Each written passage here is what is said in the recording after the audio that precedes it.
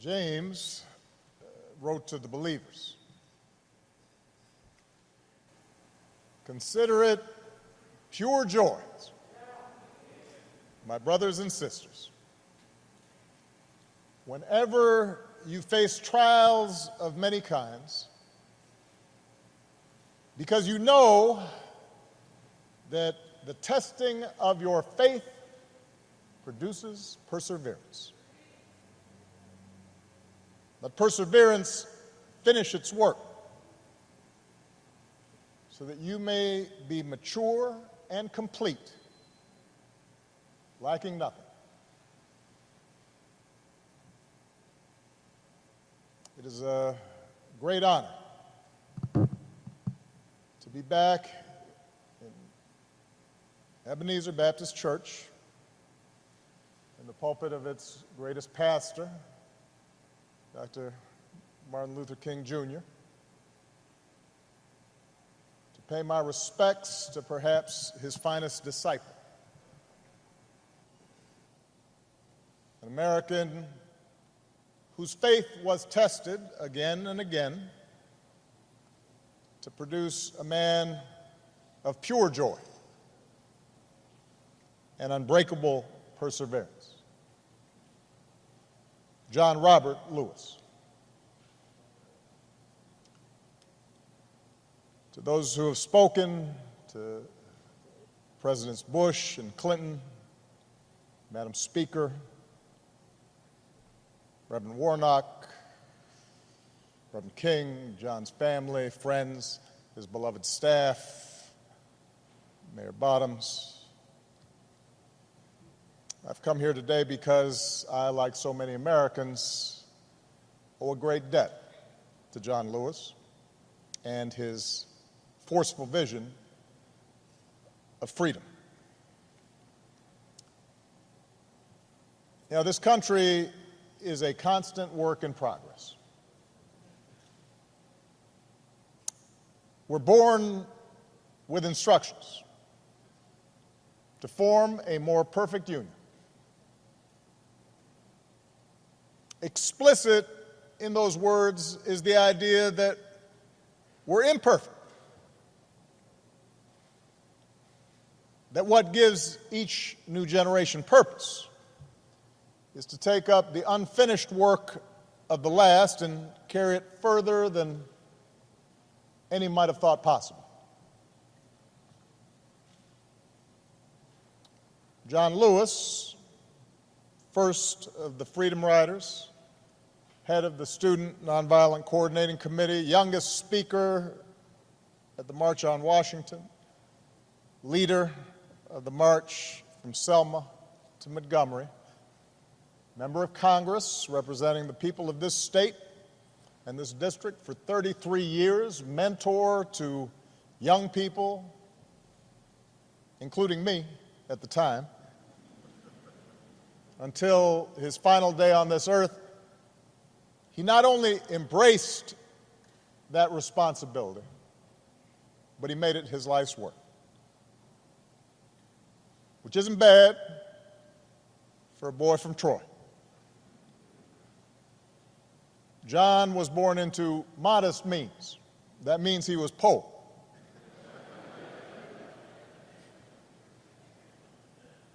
In the heart of the Jim Crow South, to parents who picked somebody else's cotton. Apparently, he didn't take to farm work. On days when he was supposed to help his brothers and sisters with their labor, he'd hide under the porch and make a break for the school bus when it showed up. His mother, Willie Mae Lewis, nurtured that curiosity in this shy, serious child. Once you learn something, she told her son, once you get something inside your head, no one can take it away from you. As a boy, John listened through the door after bedtime as his father's friends complained about the Klan. One Sunday as a teenager, he heard Dr. King preach on the radio. As a college student in Tennessee, he signed up for Jim Lawson's workshops on the tactic of nonviolent civil disobedience. John Lewis was getting something inside his head,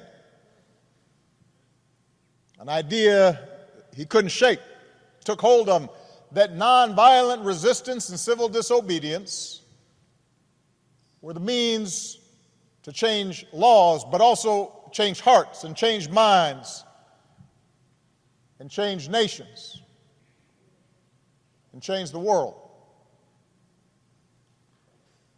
So he helped organize the Nashville campaign in 1960. He and other young men and women sat at a segregated lunch counter, well-dressed, straight back, refusing to let a milkshake poured on their heads or a cigarette extinguished on their backs or a foot aimed at their ribs. Refused to let that dent their dignity and their sense of purpose.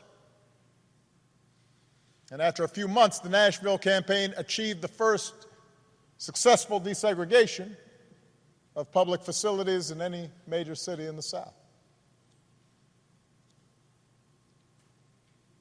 John got a taste of jail for the first, second, third, well, several times.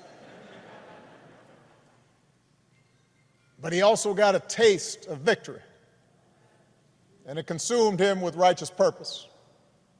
And he took the battle deeper into the South.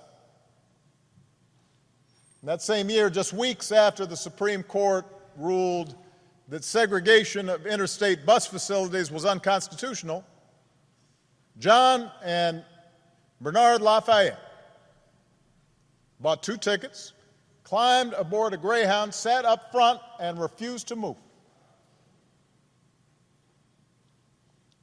This was months before the first official freedom rides. He was doing a test. Trip was unsanctioned. Few knew what they were up to. And at every stop through the night, apparently, the angry driver stormed out of the bus and into the bus station. And John and Bernard had no idea what he might come back with or who he might come back with.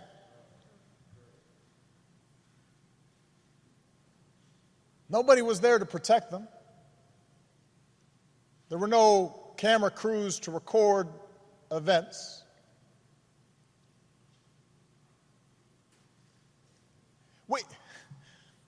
Sometimes, Rev, we read about this and we kind of take it for granted, or at least we act as if it was inevitable. Imagine the courage of 2 people Malia's age, younger than my oldest daughter, on their own, to challenge an entire infrastructure of oppression. John was only 20 years old,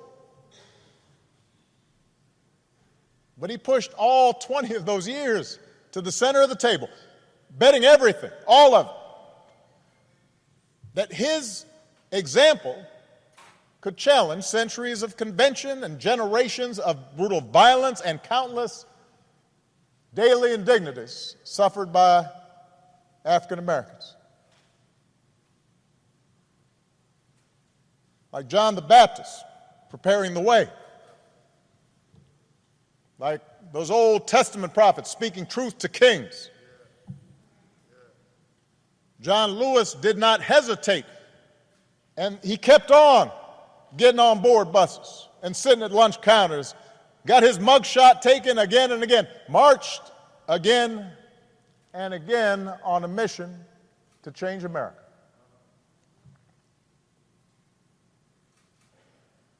Spoke to 250,000 people at the March on Washington when he was just 23. Helped organize the Freedom Summer in Mississippi when he was just 24. At the ripe old age of 25, John was asked to lead the march from Selma to Montgomery. He was warned that Governor Wallace had ordered troopers to use violence. But he and Hosea Williams and others led them across that bridge anyway. And we've all seen the film and the footage and the photographs. President Clinton mentioned the trench coat, the knapsack, the book to read, the apple to eat, the toothbrush. Apparently, jails weren't big on such creature comforts.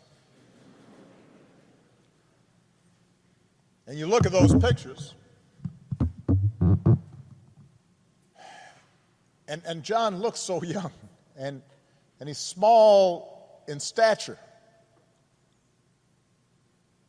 looking every bit that shy, serious child that his mother had raised, and yet he's full of purpose. God's put perseverance in it.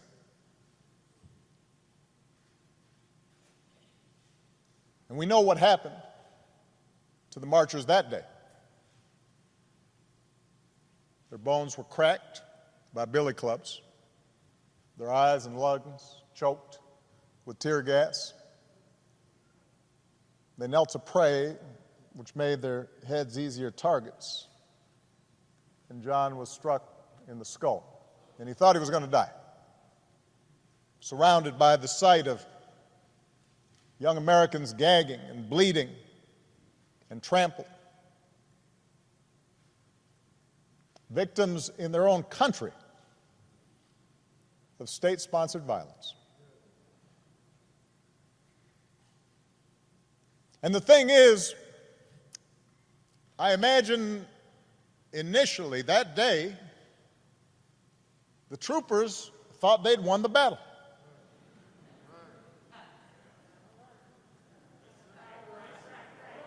You can imagine the conversations they had afterwards. You can imagine them saying, yeah, we showed them. They figured they'd turn the protesters back over the bridge, that they'd preserved a system that denied the basic humanity of their fellow citizens. Except this time there were some cameras there. This time the world saw what happened, bore witness to black Americans who were asking for nothing more than to be treated like other Americans, who were not asking for special treatment, just equal treatment, promised to them a century before,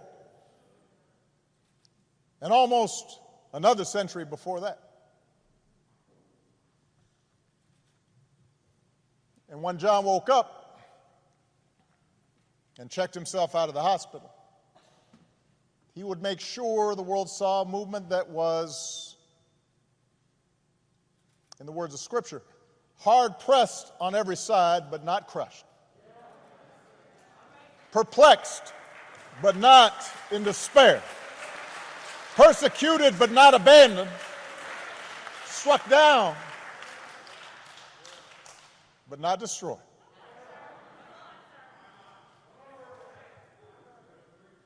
So he returned to Brown Chapel, a battered prophet, bandages around his head. And he said, more marchers will come now. And the people came. and the troopers parted, and the marchers reached Montgomery, and their words reached the White House. And Lyndon Johnson, son of the South, said, "We shall overcome." And the Voting Rights Act was signed into law. The life of John Lewis was in so many ways exceptional. It vindicated the faith in our founding, redeemed that faith. That most American of ideas, the idea that any of us, ordinary people without rank or wealth or title or fame, can somehow point out the imperfections of this nation and come together and challenge the status quo and decide that it is in our power to remake this country that we love until it more closely aligns with our highest ideals. What a radical idea. What a revolutionary notion, this idea that any of us, ordinary people, a young kid from Troy, can stand up to the powers and principalities and say, "No, this isn't right, this isn't true, this isn't just. We can do better." On the battlefield of justice, Americans like John, Americans like Reverends Lowry and C.T. Vivian, two other patriots that we lost this year, liberated all of us that many Americans came to take for granted. America was built by people like them. America was built by John Lewis's.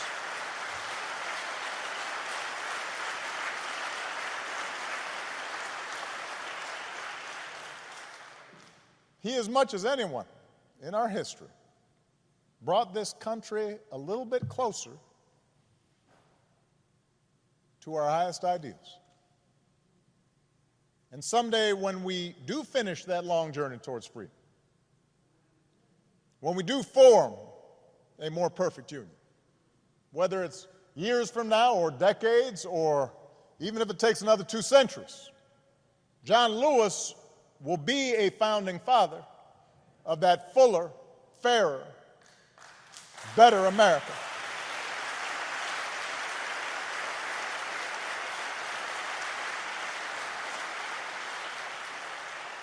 And yet, as exceptional as John was, here's the thing, John never believed that what he did was more than any citizen of this country can do.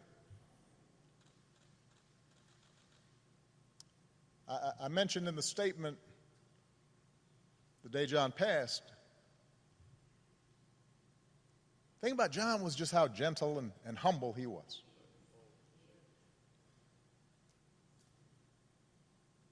And despite this storied, remarkable career,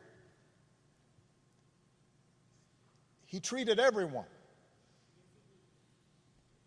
with kindness and respect because it was innate to him, this idea that any of us can do what he did if we're willing to persevere. He believed that in all of us there exists the capacity for great courage, that in all of us there's a longing to do what's right, that in all of us there's a willingness to love all people and to extend to them their God-given rights to dignity and respect.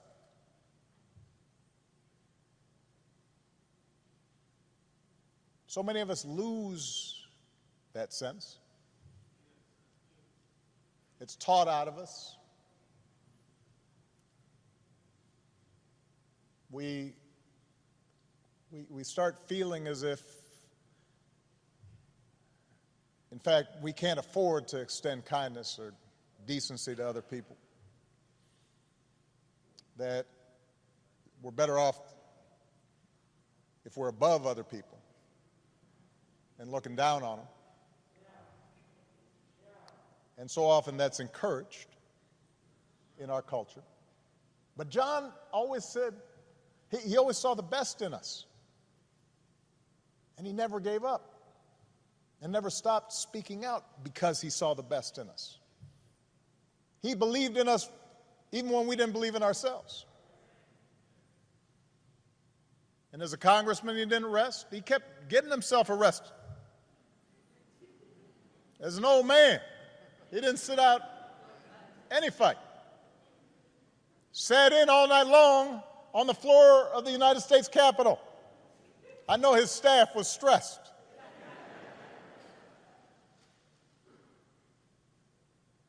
But the testing of his faith produced perseverance. He knew that the march is not over, that the race is not yet won, that we have not yet reached that blessed destination where we are judged by the content of our character. He knew from his own life that progress is fragile, that we have to be vigilant against the darker currents of this country's history, of our own history, with their whirlpools of violence and hatred and despair that can always rise again. Bull Connor may be gone,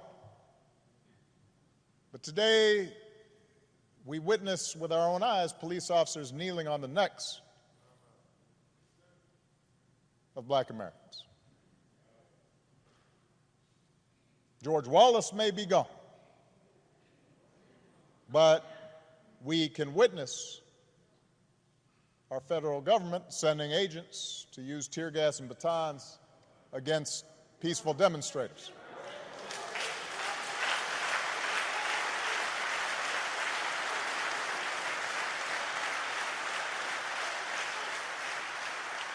We may no longer have to guess the number of jelly beans in a jar in order to cast a ballot. But even as we sit here, there are those in power who are doing their darndest to discourage people from voting by closing polling locations and targeting minorities and students with restrictive ID laws and attacking our voting rights with surgical precision, even undermining the Postal Service in the run-up to an election that's going to be dependent on mail-in ballots so people don't get sick.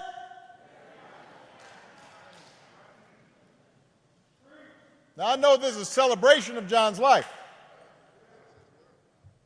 There are some who might say we shouldn't dwell on such things. But that's why I'm talking about it. John Lewis devoted his time on this earth fighting the very attacks on democracy and what's best in America that we're seeing circulate right now.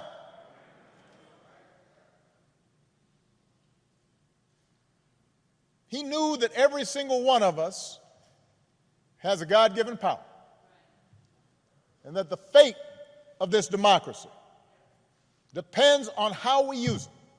That democracy isn't automatic.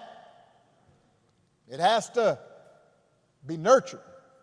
It has to be tended to. We have to work at it. It's hard. And so he knew that it depends on whether we summon just a measure of John's moral courage to question what's right and what's wrong and call things as they are. He said that as long as he had a breath in his body, he would do everything he could to preserve this democracy. And as long as we have breath in our bodies, we have to continue his cause. If we want our children to grow up in a democracy, not just with elections, but a true democracy, a representative democracy, in a big-hearted, tolerant, vibrant, inclusive America of perpetual self-creation, then we're going to have to be more like John. We don't have to do all the things he had to do because he did them for us. But we got to do something. As the Lord instructed Paul, do not be afraid. Go on speaking. Do not be silent, for I am with you. And no one will attack you to harm you, for I have many in this city who are my people. It's just, everybody's got to come out and vote. We got all those people in the city, but they can't do nothing. Like John, we've got to keep getting into that good trouble. He knew that nonviolent protest is patriotic, a way to raise public awareness and put a spotlight on injustice and make the powers that be uncomfortable. Like John, we don't have to choose between protests and politics. It's not an either-or situation. It's a both-and situation. We have to engage in protests where that's effective, but we also have to translate our passion and our causes into laws, institutional practices. That's why John ran for Congress 34 years ago.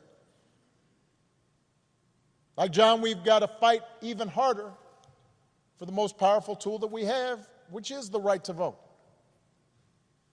The Voting Rights Act is one of the crowning achievements of our democracy. That's why John crossed that bridge. That's why he spilled his blood. And by the way, it was the result of Democratic and Republican efforts. President Bush, who spoke here earlier, and his father signed its renewal when they were in office.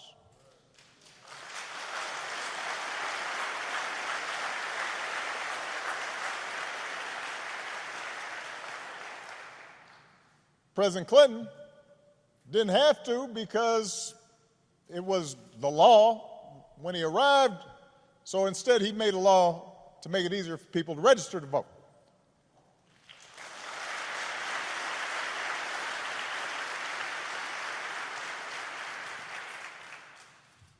But once the Supreme Court weakened the Voting Rights Act, some state legislators unleashed a flood of laws designed specifically to make voting harder, especially, by the way, state legislators where there's a lot of minority turnout and population growth. That's not necessarily a mystery or an accident.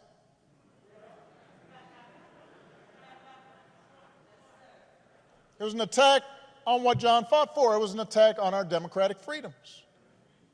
And we should treat it as such. If politicians want to honor John, and I'm so grateful for the legacy and work of all the congressional leaders who are here, but there's a better way than a statement calling him a hero. You want to honor John? Let's honor him by revitalizing the law that he was willing to die for.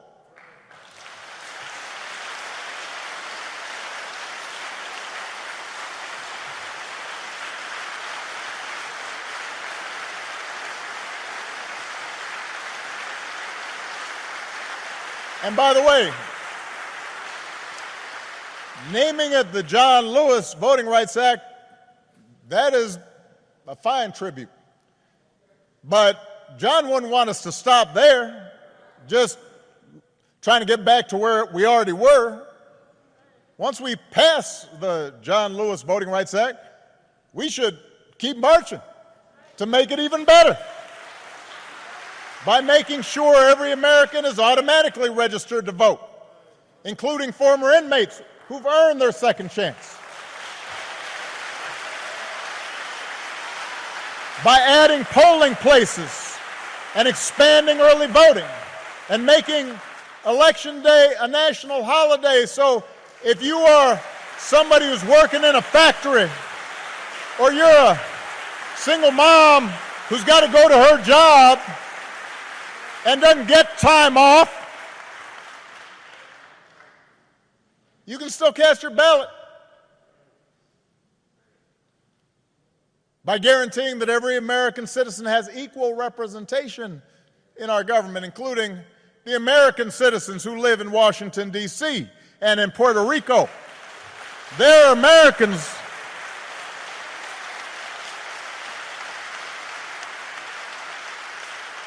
By ending some of the partisan gerrymandering so that all voters have the power to choose their politicians, not the other way around.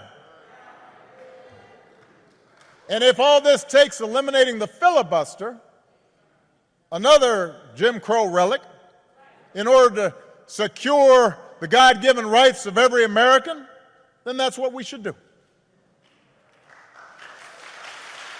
Now, even if we do all this, even if every bogus voter suppression law is struck off the books today, we've got to be honest with ourselves that too many of us choose not to exercise the franchise.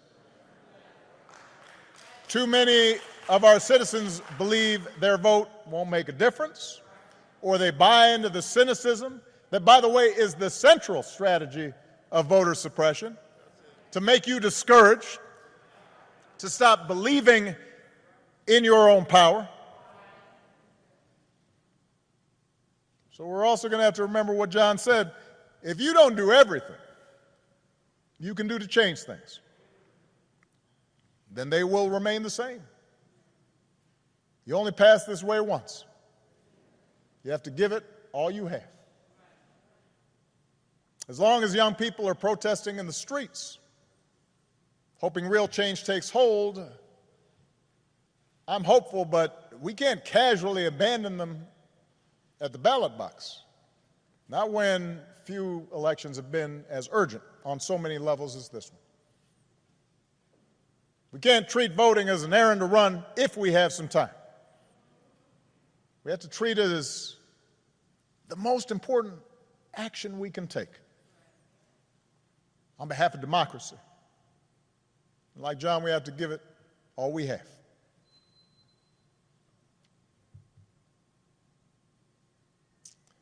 I was proud that John Lewis was a friend of mine.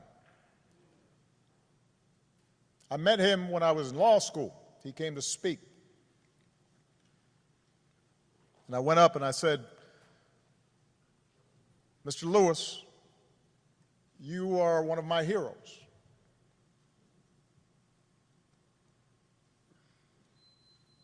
What inspired me more than anything as a young man was to see what you and Reverend Lawson, Bob Moses, and Diane Nash, and others did. And he got that kind of, aw shucks, thank you very much. Next time I saw him, I'd been elected to the United States Senate. And I told him, John, I'm here because of you.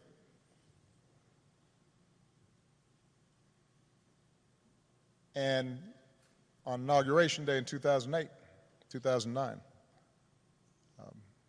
he was one of the first people I greeted and hugged on that stand. And I told him, this is your day too. He was a good and kind and gentle man.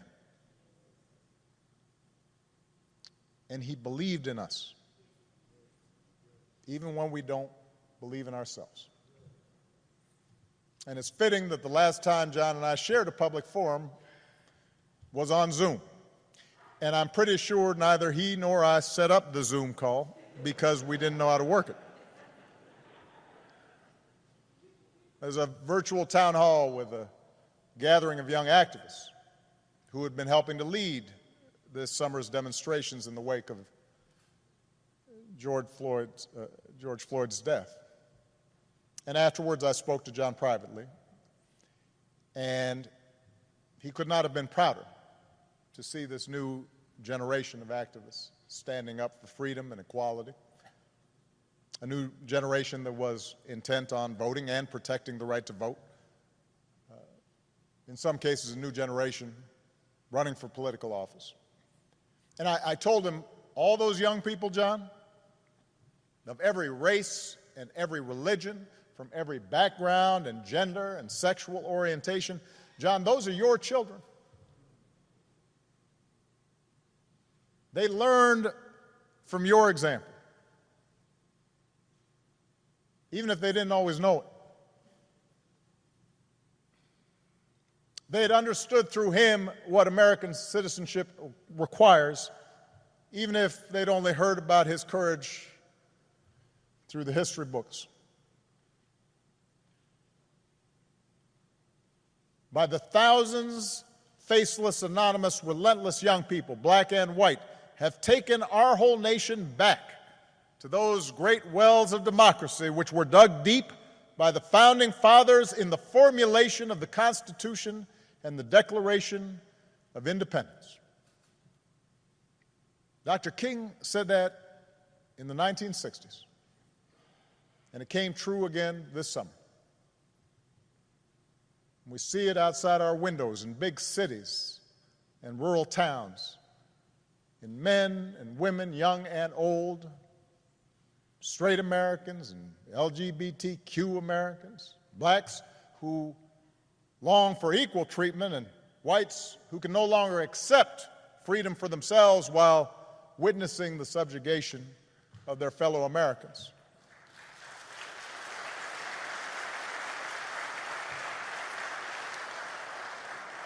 We see it in everybody doing the hard work of overcoming complacency, of overcoming our own fears and our own prejudices, our own hatreds.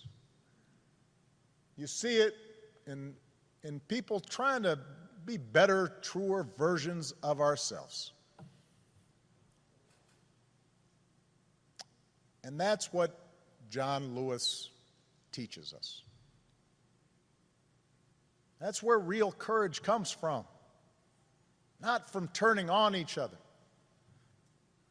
but by turning towards one another, not by sowing hatred and division, but by spreading love and truth, not by avoiding our responsibilities to create a better America and a better world, but by embracing those responsibilities with joy and perseverance, and discovering that in our beloved community, we do not walk alone.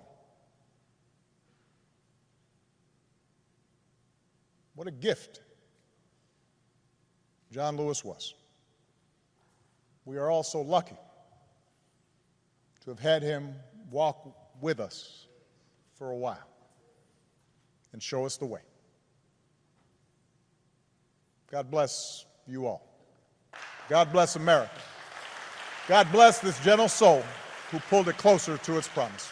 Thank you very much.